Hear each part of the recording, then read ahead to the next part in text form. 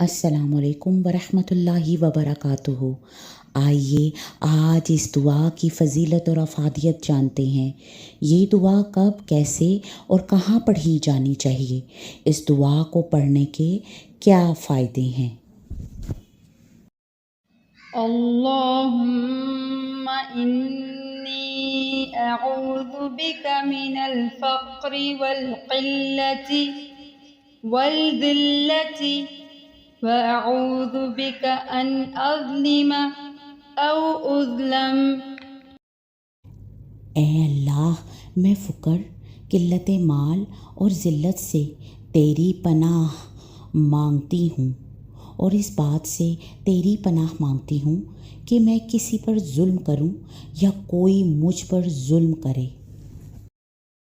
بعض حدیثوں میں آپ صلی اللہ علیہ وآلہ وسلم نے فقر اور مسکنت کو طلب کیا ہے، اور بعض میں اس سے پناہ مانگی گئی ہے۔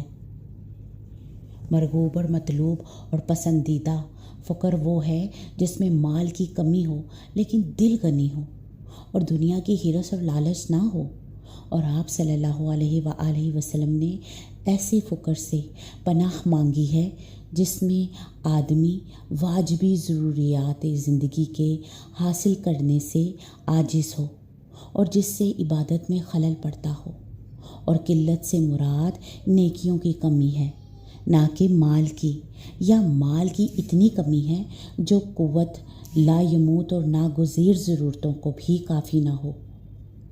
فقر اس محتاجی کو کہتے ہیں جو کمر توڑ کر رکھ دے۔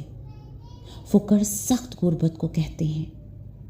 یہ مسکنت سے بھی اگلا درجہ ہے، اور میں اس چیز سے بھی پناہ مانگتی ہوں یا مانگتا ہوں کہ میں کسی پر ظلم کروں یا کوئی اور مجھ پر کسی وجہ سے ظلم کرے۔